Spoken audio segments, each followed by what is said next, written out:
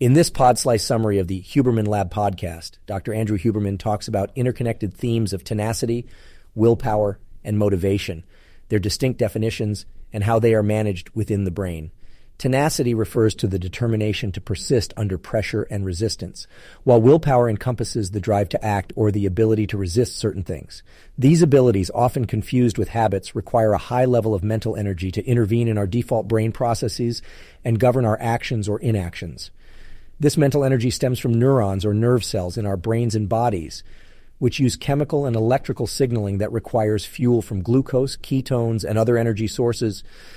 To understand this better, a continuum is established, with tenacity, willpower, grit, and persistence at one extreme, and apathy and depression, marked by lack of anticipation and reluctance to act towards a different future, on the other. At the heart of this continuum, mercilessly propelling us towards either end, is motivation. It's highlighted as the engine that facilitates movement along the continuum. It is distinct from tenacity and willpower and also from apathy and depression. It's the driving force enabling to move towards or away from certain behaviors or conditions.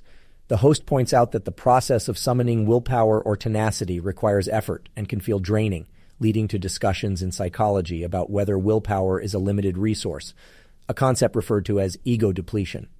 This term, coined by Roy Baumeister, doesn't pertain to ego in the Freudian or societal sense, but rather as a construct handling the balance between one's concept of self and external challenges.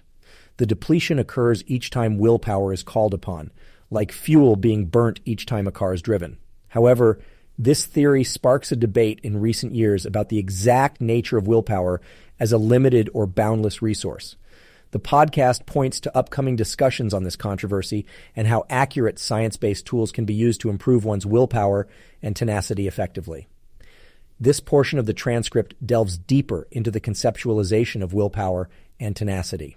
The discussion starts with the controversial theory of ego depletion posited by Roy Baumeister and whether or not willpower is a limited resource. Though Baumeister's work is significant and contributed profoundly to understanding willpower, newer research presents differing views and theories. One important topic also highlighted is belief's role in modulating the limit or abundance of willpower. It is suggested that tenacity and willpower can be managed and optimized repeatedly without depletion, given clarity about personal beliefs concerning them, hence confounding the notion of willpower as a finite resource.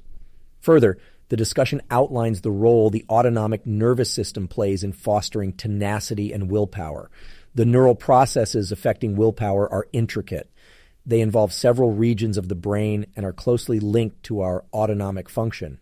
The sympathetic and parasympathetic nervous systems, representing the two opposing branches of autonomic function, can significantly influence the expression of willpower. On one hand, the sympathetic system, defined by states of alertness and energy, contributes to movement while also aiding resistance when inaction requires energy. On the other hand, the parasympathetic system, contributing to rest and relaxation, can hinder action and make initiating tasks more difficult. The balance between these two systems is indicated as critical for facilitating tenacity and willpower, suggesting that effective engagement of willpower requires a balance between alertness and relaxation. Sleep deprivation, physical pain, emotional strife, or distraction can tilt this balance, making it hard to apply tenacity and willpower effectively. Consequently, foundational care is crucial. Getting quality sleep and managing stress levels can significantly enhance one's ability to better generate and exercise tenacity and willpower. Effective protocols and tools in enhancing restfulness and managing stress are suggested, with further elaboration on the benefits of mastering sleep and stress reduction. Overall, though it's said that controversies cast a shadow on the true nature of willpower, some standard principles seem universally accepted. The notion that responsible management of the major components of our mental well-being can impact willpower indeed provides a clear focus point in the quest to understand and enhance tenacity and willpower. The exploration into willpower continues with emphasis on how it's potentially influenced by certain biological factors like glucose availability. This idea originates from studies initiated by Baumeister, who had subjects resist either highly appealing cookies or less attractive radishes. This was followed by trying to solve an unsolvable puzzle, gauging how long each subject would persist in this difficult task. The results seemed to suggest that those who had the harder task of resisting cookies displayed less persistence in the later task, giving birth to the notion that willpower was a finite resource. Considering the brain's high metabolic activity, Baumeister and colleagues hypothesized that glucose availability could be this limiting resource. This idea was tested by giving subjects a measured glucose beverage after initial hard tasks. When subjects received this glucose hit, their willpower levels were maintained or even increased across subsequent tasks. These findings became a big talking point, with some interpreting it as a strategy to improve willpower by ensuring consistent glucose levels throughout the day. However, other scientists like Dr. Carol Dweck raised doubts about the interpretation of these findings. She performed knock-on studies using similar experiment structures, but incorporating the Stroop task, which involves naming the color of a word when the color and word do not match, a known, challenging cognitive task. Supporting Dweck, there were other researchers who likewise disputed the interpretation of Baumeister's informal results. Their main concern was the conflation of correlation and causation concerning glucose ingestion and increased willpower. Although there's a relationship between glucose intake and willpower improvement, it's not necessarily proof that glucose is the sole factor affecting willpower, and so many began to feel that there might be more to the willpower puzzle than initially believed. The podcast then delves into exploring the Stoop task, a psychological experiment that's a commonly used measure of our cognitive control. This task requires participants to manage conflicting information, whether to read the word or name, the font color. It's used to test out the prefrontal cortex function, the area responsible for context setting and strategy, among other things. Here, the participants are under time pressure, and any mistakes could cost them money. Based on these tasks and findings, the podcast navigates to a study that had people perform one hard task and then another hard task, both requiring willpower. Some of these subjects were provided with a glucose-rich drink, while others received a drink artificially sweetened with no glucose. An interesting finding from the study was that ingesting glucose did improve performance on these challenging tasks. However, its effect depended on whether or not the individual believed that willpower was a limited resource and that glucose replenishes it. If you believe that willpower is unlimited and not tied to blood glucose levels, then you could navigate successfully through several challenging tasks without necessarily ingesting glucose. This is quite significant because it suggests the belief about willpower as a psychological aspect could have effects on the physiological aspect of task completion and glucose consumption.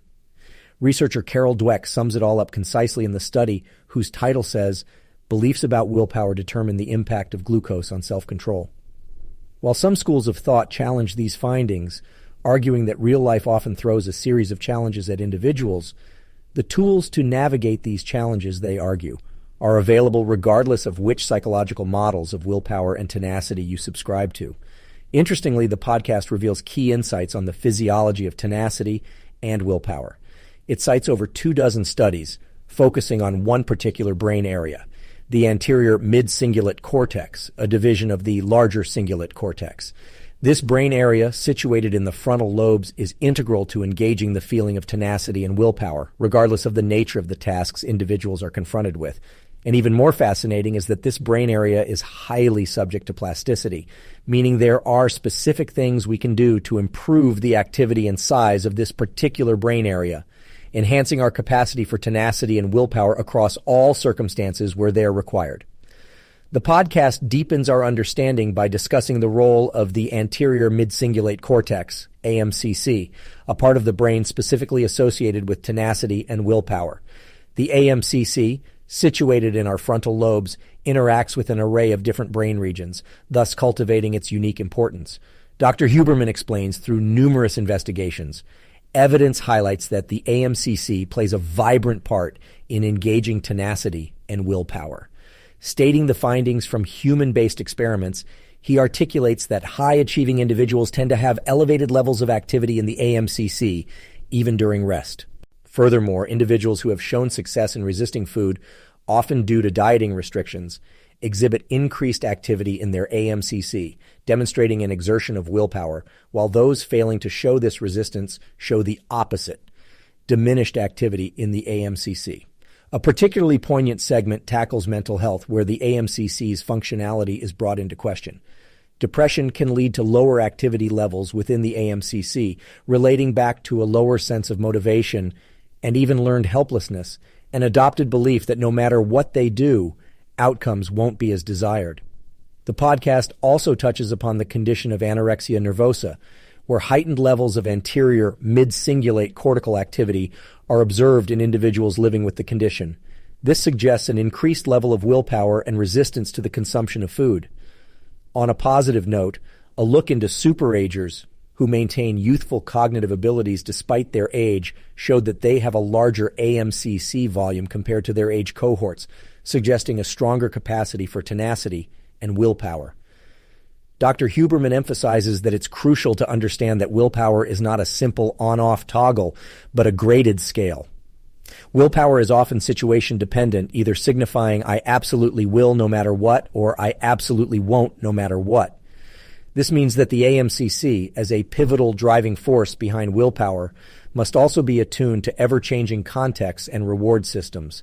With the help of diffusion tensor imaging, it has been shown that the AMCC communicates with other brain areas, including the autonomic centers controlling heart rate and respiration, the immune system, and even the endocrine system that releases hormones like estrogen and testosterone, thereby hinting at the broad impact of AMCC activity.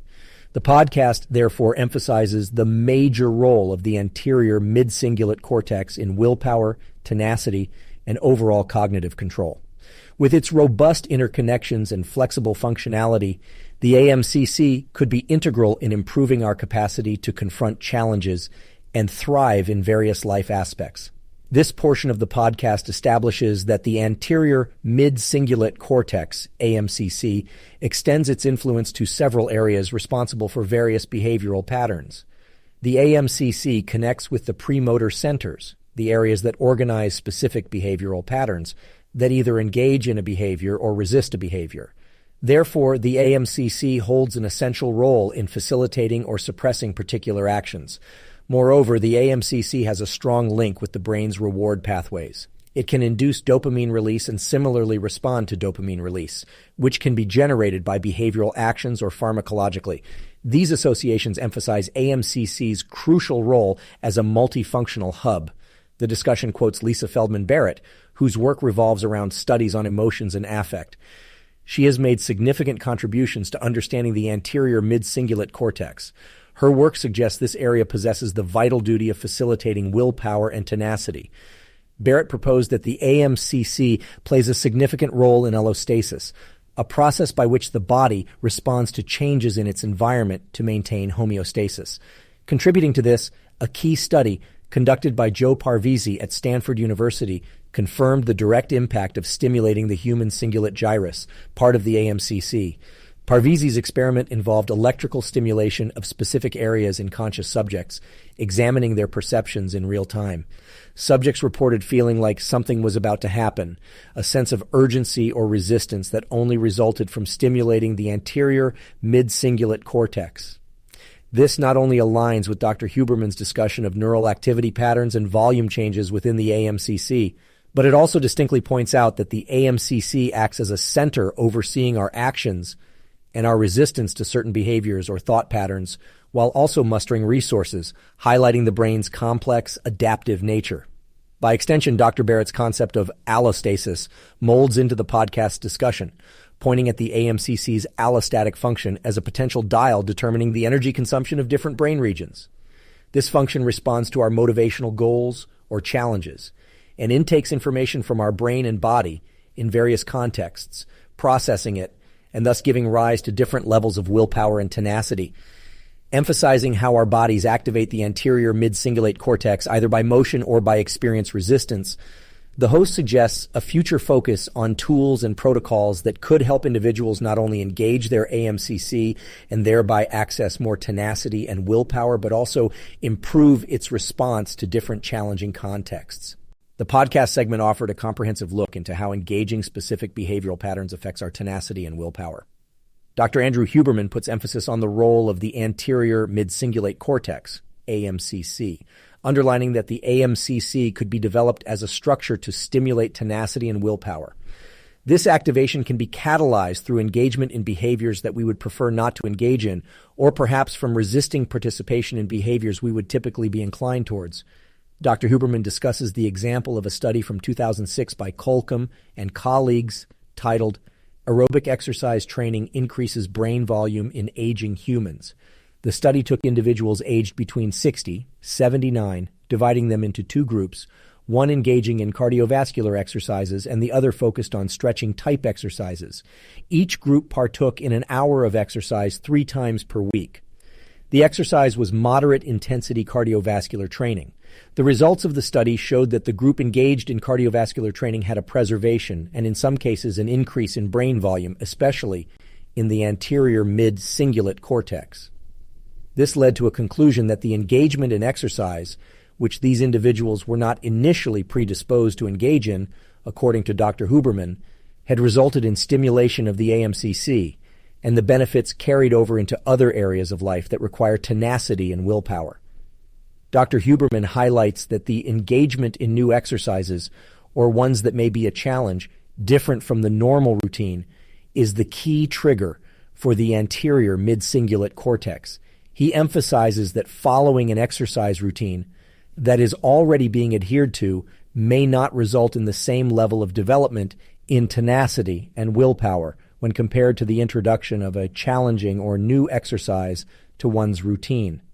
The segment concludes with a note on finding the right balance of introducing a challenging element, possibly an aspect of resistance, to maintain the stimulation of the AMCC and further increase tenacity and willpower. It suggests a future objective for individuals to find a cognitive or physical activity they're not already involved in to maintain or add to their exercising routine. Dr. Huberman continues the discussion by highlighting a concept that he refers to as micro-sucks. He introduces this idea to explain small, challenging tasks that are safe, yet require some effort, thus activating the anterior mid-cingulate cortex, further promoting tenacity and willpower. Examples of micro-sucks might be adding an extra set to a round of exercises, or choosing to remain focused on a task when the desire to check the phone is strong. The key here is to choose challenges that have a high degree of resistance but are still safe to undertake. Dr. Huberman emphasizes the crucial role the anterior mid-cingulate cortex has in behavioral activation. This isn't restricted solely to cardiovascular exercises or resisting food cravings. Instead, it highlights the significance of voluntary engagement in behaviors that might be initially resisted. Furthermore, it's not about a specific protocol, but the engagement in behaviors we least desire. However, Dr. Huberman also warns against overdoing this approach. It is not advisable to force ourselves into physically or emotionally unhealthy realms in pursuit of better tenacity and willpower. The goal is to activate those resources when necessary and learn to turn them off when they're no longer needed, maintaining mindfulness for our well-being. He emphasizes the benefits of driving ourselves into situations where we can't win.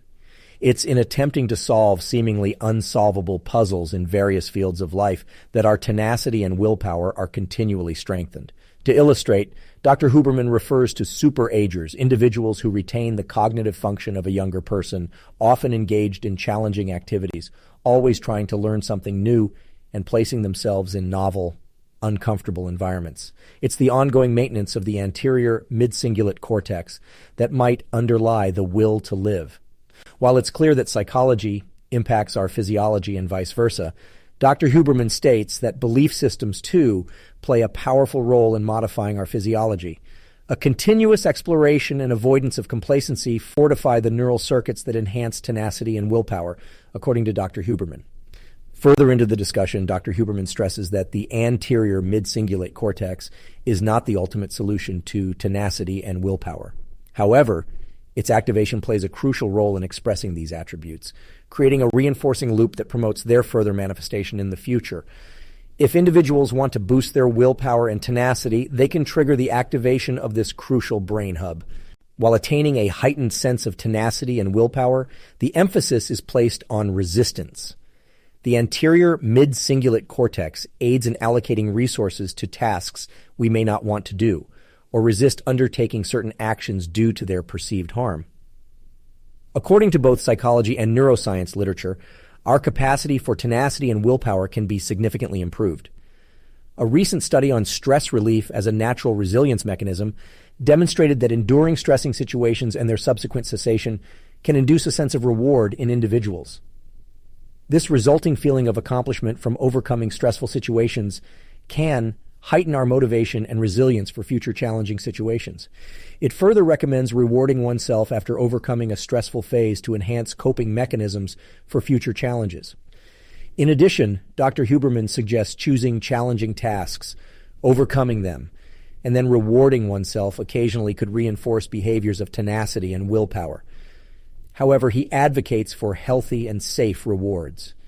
The conversation then examines the idea of super-agers who retain cognitive function similar to younger individuals in often challenging and novel environments. This active engagement in such environments catalyzes the maintenance of the anterior mid-cingulate cortex. Ultimately, Dr. Huberman argues tenacity and willpower are not just valued traits in challenging situations. Their regular cultivation allows individuals to access a richer experience of life and may even extend life expectancy by engaging the will to live. He encourages listeners to employ strategies to foster their tenacity and willpower and advises integrating microsuck exercises, little challenging tasks, into daily lives to incrementally improve these capabilities. Thus, incorporating practices aimed at boosting tenacity and willpower can significantly amplify our capacity to cope with life's trials and tribulations healthily and resiliently. Check out the full podcast by clicking the link in the description below. Make sure to like, comment, and subscribe for more content like this. Thank you for listening to this podcast summary episode of The Pod Slice.